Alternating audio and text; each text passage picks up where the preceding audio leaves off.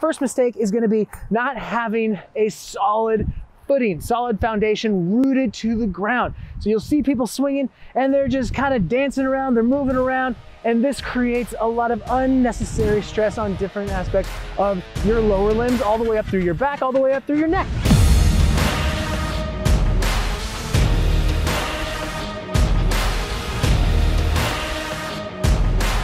What's up? This is Marcus Martinez, Master Kettlebell Coach, and today we're going to talk about kettlebells. We're going to talk about the kettlebell swing specifically. So we're going to keep it nice and basic, just the two-hand swing.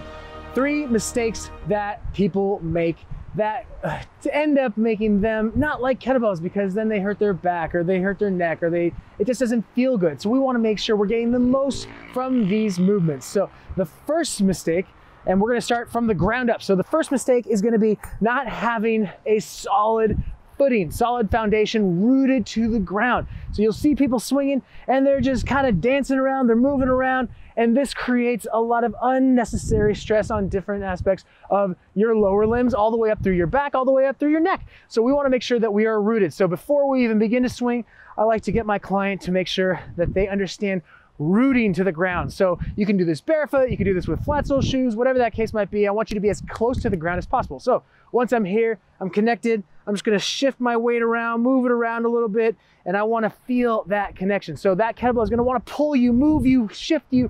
You don't let it. You hold your ground regardless of what that kettlebell is doing.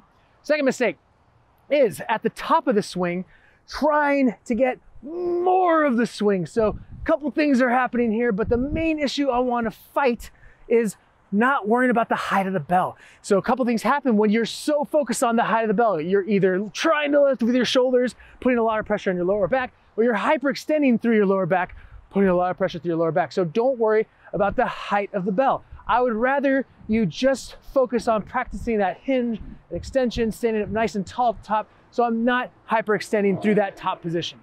The last mistake is a little bit too much movement through your cervical spine. So I get to that top of the swing, and then I'm jutting my head forward, and then you wonder why the back of your head or your neck or your shoulders are starting to bother you. So I want you to stand up nice and tall, maintain a nice neutral neck position. So no chicken necks at the top. Don't be looking around. Someone yells fire, put the bell down, then you run. So make sure you practice these. Make sure you're not committing these common mistakes so that you get more from this exercise. You stay safe with this exercise. So if you want to learn more about kettlebells, how to incorporate them into your training, check out our Kettlebell Fundamentals course on living.fit, and it will get you all ready, all the regressions, progressions, everything you need to be